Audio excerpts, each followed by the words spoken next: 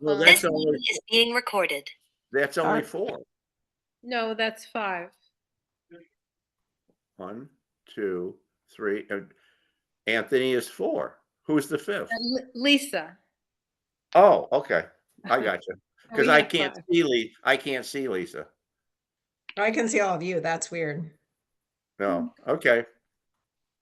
Okay, I'm going to call the meeting to order. It's 3:03. Because we are meeting online today, I think I have to read the script. So I'll try to truncate this as much as possible. Okay. As a preliminary matter, I'm Mary Ann Easley, Chair. Permit me to confirm that all members and persons anticipated on the agenda are present and can hear me. So I'm going to call your name and please stay here.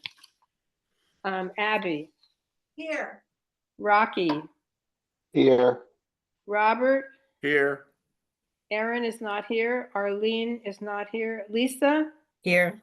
Linda is not here. Mary Ann here. Thank you. Staff, when I call your name, please respond. Jericho is not here. Laura? Here. And we do not anticipate any speakers on this call. Would I say my name since I'm staff? Oh, I'm sorry, Lexi. Yes, please. Lexi, And it's Alexandria Richards from the Health and Human Services Department. Right. And just so for those of you who joined later, Lexi is representing from Health and Human Services since Jericho had to go home sick today. And so we are grateful to Lexi for making this all happen. Okay, this open meeting of the Council on Aging is being conducted remotely pursuant to Chapter 2 of the Acts of 2023. Ensuring public access does not ensure public participation unless participation is required by law, and this meeting will not feature public comment. For this meeting, the Council on Aging is convening by video conference via Zoom app as posted on the town's website, identifying how the public may join. Everyone received supporting materials in advance. And just make sure that not to screen share because other people may see what's on your screen. And I think that's about it for official stuff. Okay. The first thing we have to do is approve the agenda, which everybody received in advance. So can somebody please make a motion to approve the agenda? I'll make it. Thank you, Robert. Do I have a second? I'll second it. Abby Camp. Abby, great, thank you. I have to, because we're on Zoom, I have to go down the list and get approval from each person, so I'm going to do that. If you approve of the agenda, please say yes. Abby? Yes. Rocky? Yes. Robert? Yes. Lisa? Yes. Mary Ann, yes. Thank you, everyone. The next thing on our agenda is approval of meeting minutes of the last 2 meetings, but we have not received any of those yet. So I am going to skip over that agenda item and go right on to official business. The first thing I want to make sure we go over today is this. Don't we have to approve the agenda? We approved the agenda. No, okay. Now we're starting in on what the agenda items are. The 2025 Senior Man and Senior Woman of the Year were a little behind schedule compared to previous years. However, I think this is doable. It's just that it's going to be a little bit of a scrunch time, less time for people to actually make their nominations. Everyone should have received a draft of a new nomination form, and I hope that you had time to look it over because I've tried to incorporate everybody's suggestions and complaints from the previous one that was used where people would say something like, Joe Blow is a great guy and always helps out when he's asked, and force people to actually name organizations, how long the person has served there, and what their duties were. So hopefully that will help to solve this problem, although people being people, I don't know. So I want to make sure during this time that everybody has a chance to comment on this and make any suggested changes, because we're going to launch the whole nomination process tomorrow morning. So if anybody wants changes made to this, or even if you think this is the way to go, that would be nice to know. But this is all open to discussion, so I'll throw the floor open.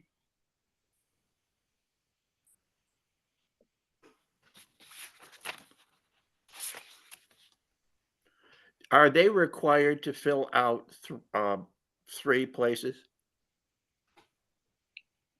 Could you repeat that? Are they required to fill out what?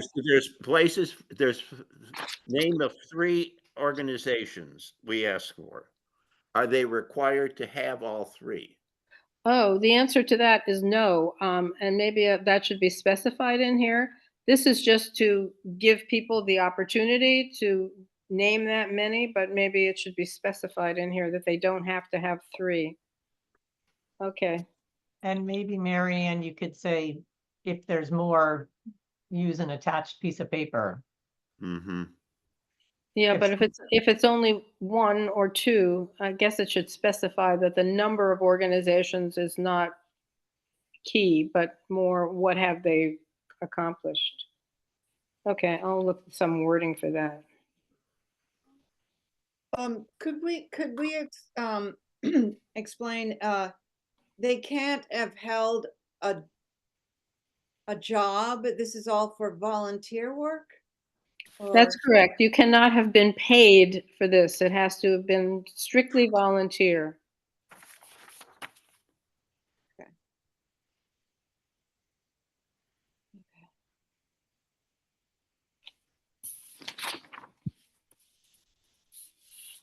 That's on the first page. Yeah, Nominees must be volunteers who are not part of. that's correct. So anybody who's paid for their efforts is not considered a real volunteer, and they are not, they don't qualify for nomination for this award. And just in case you haven't seen this, there's a timeline on the front here that explains nominations are open tomorrow, May 8th. The deadline for submitting applications is May 30th. And then at our next meeting, which is June 4, we will make the selection of the Senior Man and Woman of the Year. And sometime in late June, we will have an event honoring them. Now, Laura and I have talked about this event, which in the past has always been a luncheon at Fairgrounds Restaurant. And in recent years, we have had people, it's free to those people who are invited, and most people RSVP, and a lot of them just don't show up. And in order to have a more robust event, I'm suggesting that this year we do something like an end of the day cocktail event, heavy hors d'oeuvres, that kind of thing at the Salt Marsh. Throw it open to many more people instead of having a formal invitation for everybody, so that we perhaps get more people who might want to come to a 2-hour event that's at the end of the day. So I'm certainly open to suggestions about that, and we have plenty of time for planning, but that's the current thinking. And that event would be co-sponsored with the NCEA, which is the nonprofit serving seniors. So, and they're on board with doing that, and they will pay for it. Madam Chair, I like that idea. It also gives flexibility to people that can't sit through like a whole lunch. You know, even if they have ADD like me. If it's a cocktail party, you can come and have whatever kind of drink you want and wait, there could be an announcement it's a lot more relaxed. You know who might be interested in doing something nice like this would be the Nantucket Hotel. They seem to be very interested in Nantucket goings on, and they're very generous. I could approach them if you wanted. Otherwise, I think the Salt Marsh is fine. I'm noting that, and let me talk it over with NCEA because they're the people who are going to fund this thing. So it may come down to how can we do this without spending too much money. It's their money, so I feel that we can't just choose a place. But I love the Nantucket Hotel, and you're right. They do a lot of things like this, and they do them very well. So thank you for that suggestion. Does anybody else have any concerns about this nomination form? No, I think it looks great. Where do you distribute it, Marianne? Pardon? Where do you distribute so people Oh. know to? I'm going to let Laura answer that. Laura, are you It here? will be in the newsletter. It will go to Current, the INM, and Daybreak. They'll be here at the Salt Marsh, and they'll be on the Salt Marsh website. And you can take some and hand them out to your friends or bring them to the stores that you go to, or you're more than welcome to take a bunch of them and hand them out to people. Okay, I nominated someone once. I think I saw it in the newspaper. I was just curious because I wasn't sure. Any other comments on this subject before we move on?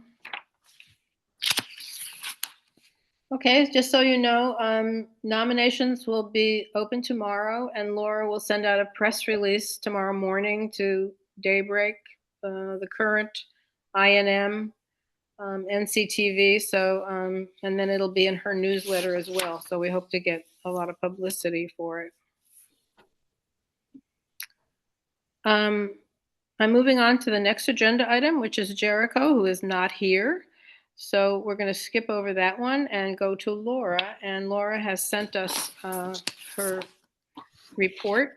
And so maybe people have, I know you don't really want to make comments, Laura, usually, but if anyone has questions or comments on Laura's report, now's the time.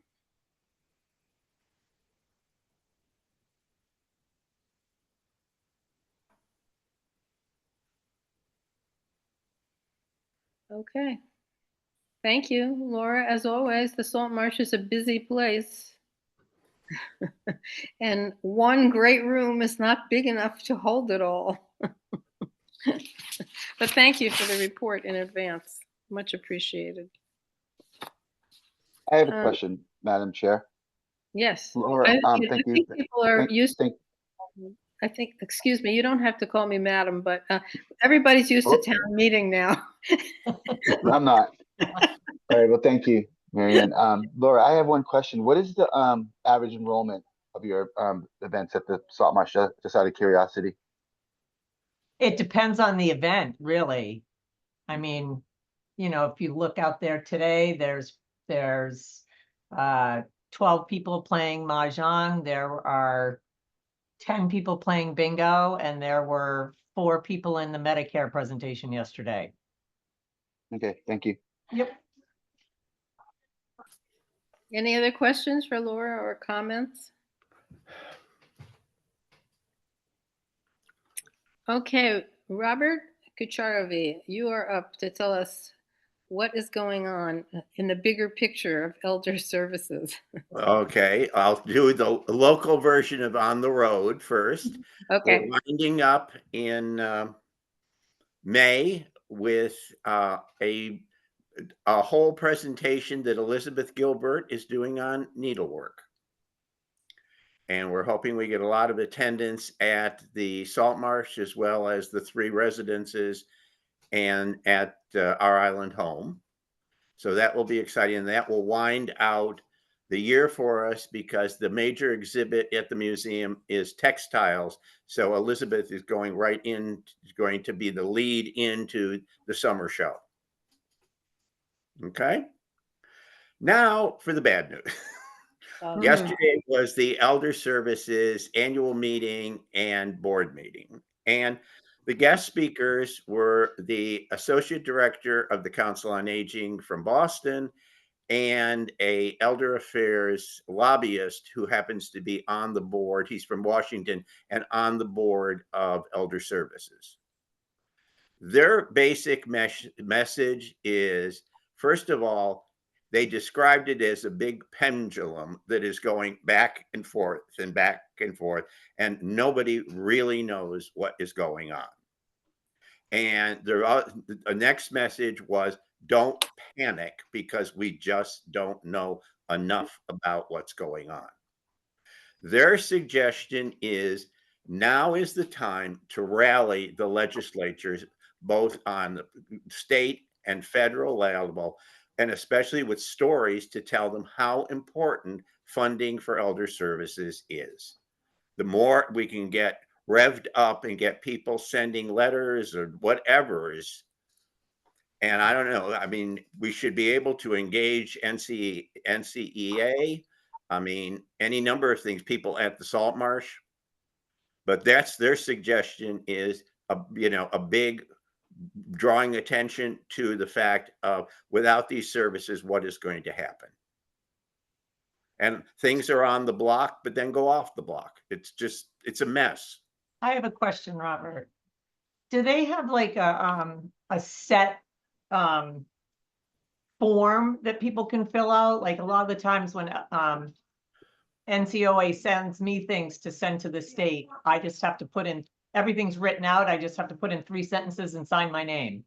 And Yeah, send it in. I think they're going to be doing that. And if not, I will make sure that Marianne Ryan gets something to us Okay, great, electronically right. that we can start everybody kind of gearing up to send this thing out.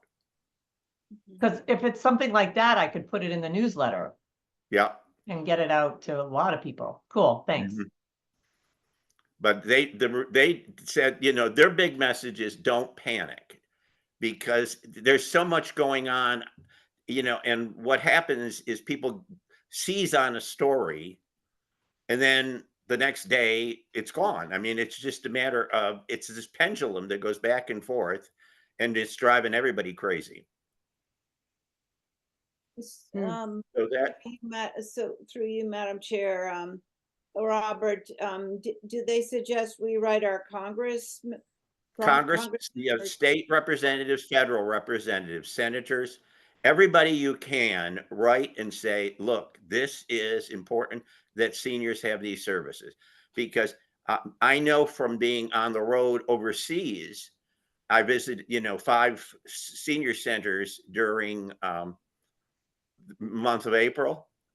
Only one of them had any kind of Meals on Wheels because there's no money to even do Meals on Wheels on the Cape. It's really sad. The conjugal lunches aren't happening at all. They're lucky if they can get money to do Meals on Wheels. It's a terribly pathetic situation. And now they're talking Medicare. And of course, that means many of the people in Landmark House are subsidized by Medicare. They would, nobody is looking at what's going to happen to them all. Where are you going to put them? And even our island home, they're getting aid from the state and the federal government. But again, be positive. It was their message, and do something, not just sit there and think about how bad things could be. Right. So that's what I bring back from elder services. So, Robert, I have a question, which is kind of part of what was already mentioned, and that is if Marianne Ryan, who is the higher level person, could provide us with the addresses of all of our elected officials who have anything to say about this, that would be great. I have to say my experience of calling my federal elected officials has been very spotty. The phone services don't really work very well when it comes to Washington. Um, and so I kind of gave up on that after a while because it doesn't work. So Yeah. I mean, maybe, and I can't find email addresses for these people anywhere. It seems like you have to use snail mail or the telephone. So it would be really nice to know what's the most effective way to reach them and how to do Mhm. that. Okay. And do you, another question, do you know why is it that our Meals on Wheels on Nantucket is successful, but not the those on the Cape? Because we have a 25,000 dollar grant from the Community Foundation specifically to feed Meals on Wheels and the congregate lunches. I That see. was a gift that Mary Ann, and in fact, I was at a meeting with um, the Community Foundation last week because it was review time for that grant. But specifically, the money was given just to Nantucket. Okay. That's why we're in the good shape we have. But that's not saying that the Community Foundation is going to continue to do that. Yeah, I mean, By it the, turns by out the way, also the little cards to spring for a meal are on the restaurants of Kitty's, Town, and Queequegs. And all you have to do is take a picture of the QR code and give it your credit card, and you spend $13, and that buys a meal for Meals on Wheels. Mm. Yeah, I would have to say on Nantucket, our Meals on Wheels program and our congregate lunch are both very successful. Yeah, Um, because we're underwritten. yeah. It was a shame when you talk to these other senior centers, and it's like, oh, how come you don't have a lunch? It's like no money for lunches. Hmm. Okay. Anybody else have any questions or comments for Robert? For how long are the cards going to be at the restaurants? Like through the season? Just through Mother's Day. Okay. It's a 1 week trial to see what happens. But where are they? Like, how would On the people know? tables. They're table cards that sit on the tables. Oh, And okay. the restaurant has to do nothing except put them out. Oh, I was at Kitty's last week and I didn't see it on my Well, table. they started this week. A week might not be long enough. Well, we don't know what's going to happen. That's the Yeah. question. Okay. It was kind of begging restaurants to do it, and they're trying to set up their tables for other things, and Yeah, we it's a come great in and idea. it's a great idea, and if it's Yeah. successful, we would do it every year. So Kitty's, tell me the other ones again. Town and Queequegs. Okay. Thank you. I have a question. Why does it have to be limited to just 3 restaurants? Why couldn't those QR codes go anywhere? They could, but it was a matter of Sherry Hunt used her connections, and since Kitty supplies the meals, they they said that their 3 restaurants would do the cards to let us see what happens. There's no I reason it agree. could go beyond that. I agree with Lisa that that's something that could be put out 365 days a year. I know with my place of business at the bar, we do a lot of stuff for elder services and other charities.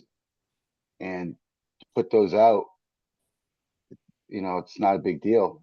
Hmm. The So I pizza think, places, yeah, I think any place that you approach, at least from my point of view, when you bring up the elderly on Nantucket, they're more than willing to help you Hmm. out.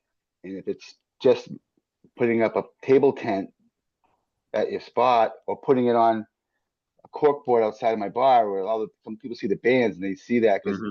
everything is done QR code now, everything. Yeah. And to have it just limited just for a week,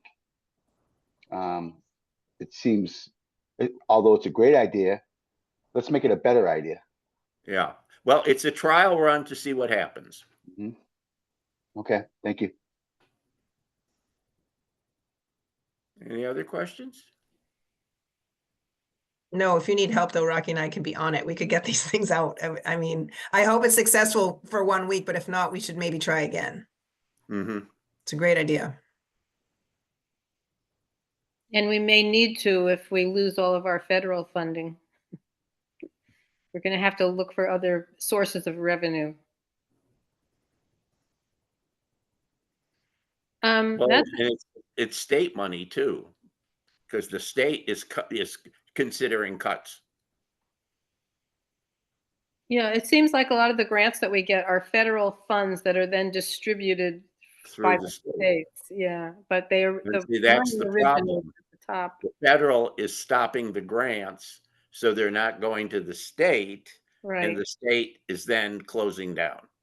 That's right. That's exactly what's happening. See, because they don't have the money without the federal. I Mm. did find out yesterday that finally the federal government is releasing the other half of the funds from the last fiscal year. Oh, okay. That's They good. haven't paid any of the vendors or the agencies from the second half of last fiscal year, believe it or not. Yeah, I believe it. It's a mess. Yes, it is. But again, the message clear yesterday was don't panic, do something about it. I agree.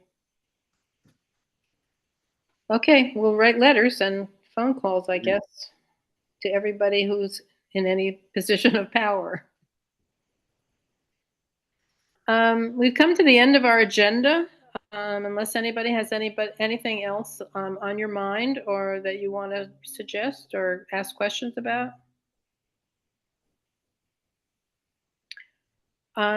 Okay, tomorrow is the launch of the nominations for Senior Man and Senior Woman of the Year. So I hope that you will tell all your friends and relatives about this and that we get a lot of really good nominations. And please mark your calendar for June 4. That is our next meeting. It's critical that we have a quorum there so we can actually make decisions about who those two people will be. Marianne, how many nominations do you typically get in a year?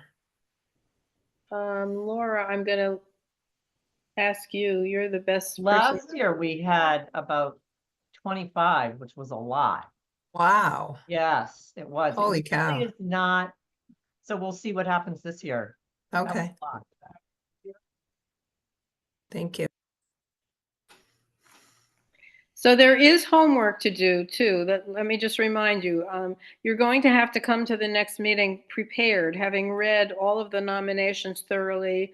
It doesn't work for people not to have done the homework. You have to come there with your choices in mind. You might change your mind at the meeting, but you should have some idea of who you would vote for.